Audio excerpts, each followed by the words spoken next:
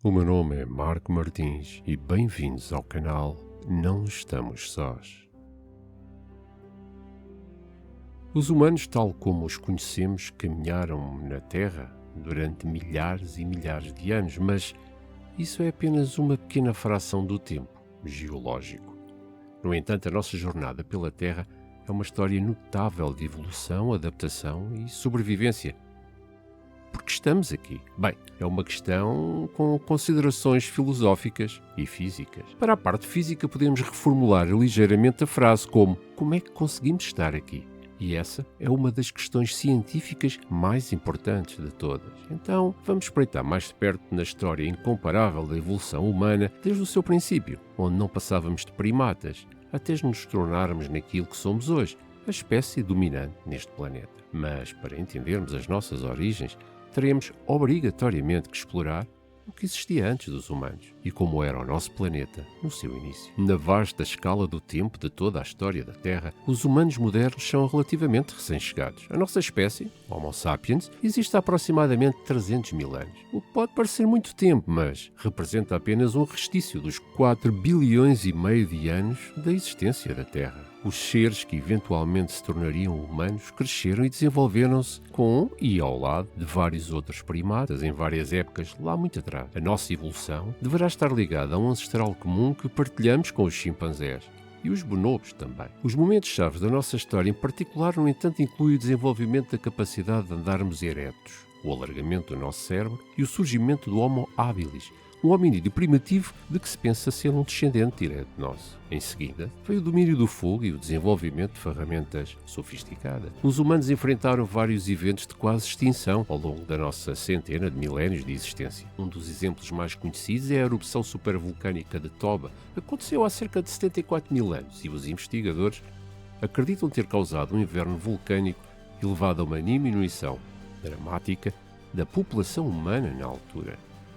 Alguns pensam até que os números podem ter diminuído para apenas alguns milhares nos anos que se seguiram a Toba, mostrando o quão perto a nossa espécie esteve perto de desaparecer. E, no entanto, este é um padrão que a Terra já viu antes. E, novamente, o tempo dos humanos é extremamente curto.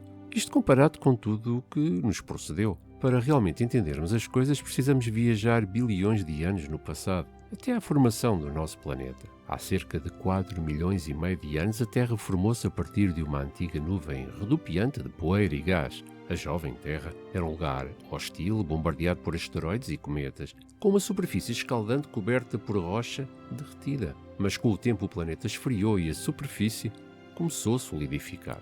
Depois disso, a vida surgiu de forma relativamente rápida. Isto em termos geológicos, é claro. A evidência mais antiga da vida remonta a cerca de 3 milhões e meio de anos, o que significa que algo viveu aqui durante a maior parte do tempo em que a Terra existiu. No entanto, essas primeiras formas de vida não eram nada parecidas connosco. Elas eram organismos unicelulares simples e prosperavam nos oceanos. As águas da Terra não estavam dispostas da mesma forma que estão hoje, mas, ainda assim, eram cruciais.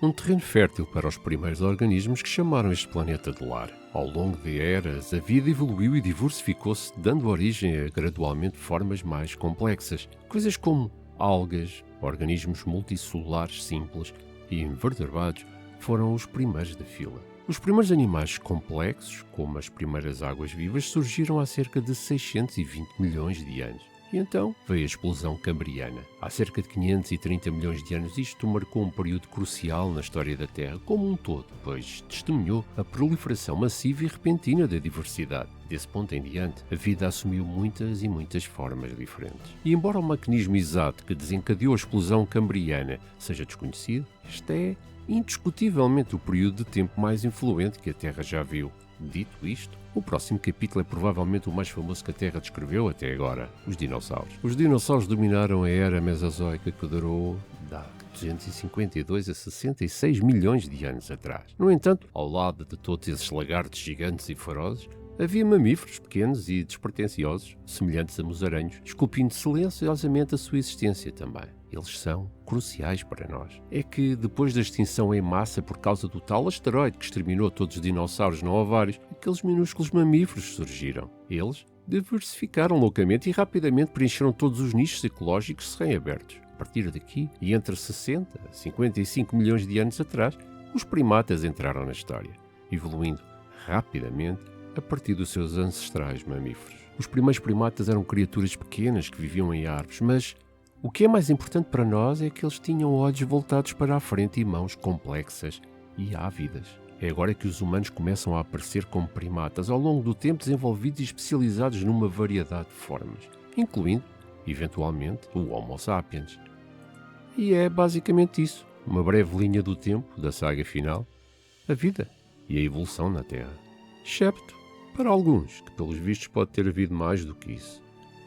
E embora, sim, a explosão cambriana seja significativa e o fim dos dinossauros vital, pode ter havido outro ponto crucial no qual todo o resto está ancorado: a chegada da vida extraterrestre. O conceito de civilizações antigas extraterrestres sugere que os seres extraterrestres podem ter desempenhado um papel importante na história da Terra, influenciando potencialmente a forma como as espécies evoluíram, incluindo os humanos. Os indícios apontam para vários mistérios aparentemente durante milénios, como em torno da construção das pirâmides, por exemplo, ou a criação de civilizações avançadas como a dos sumérios.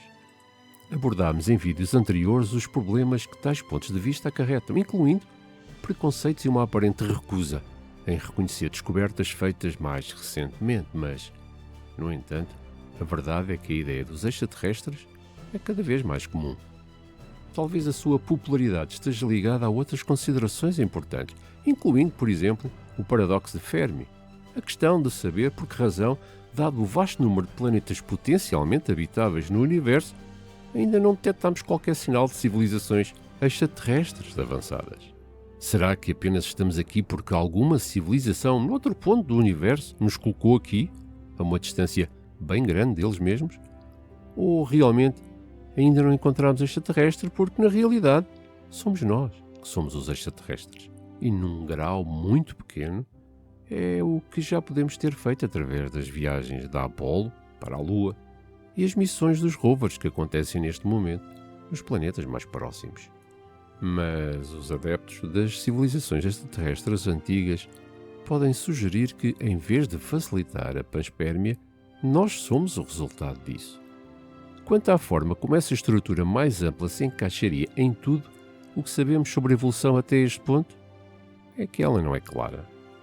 Seja qual for a teoria pela qual a optarmos, a verdade é que na grande tapeçaria da história da Terra os humanos representam apenas um minúsculo fio. A ciência convencional diz que antes de nós o planeta viu a ascensão e queda de inúmeras outras formas de vida, desde organismos unicelulares até enormes dinossauros. Especulações alternativas sugerem, no entanto, que os extraterrestres podem ter tido algo a ver com isso. Mas, na realidade, podes perguntar o que é que isso realmente nos importa, afinal. A verdade é que estamos aqui, agora. Como chegamos aqui, não vem ao caso. Compreender o que veio antes dos humanos não é apenas um exercício para satisfazer a curiosidade sobre o passado. Tem implicações profundas para o nosso presente e futuro. Ao compreendermos as nossas origens, podemos sempre apreciar a interligação da vida na Terra de hoje com os processos complexos que nos moldaram. Sabendo como surgimos, podemos compreender melhor a incrível diversidade que existe no nosso mundo e que é um conhecimento essencial para a conservação, mas também para a manutenção da saúde futura da própria humanidade. Se pudermos acompanhar os principais momentos e adaptações que levaram ao nosso surgimento, poderemos então traçar melhor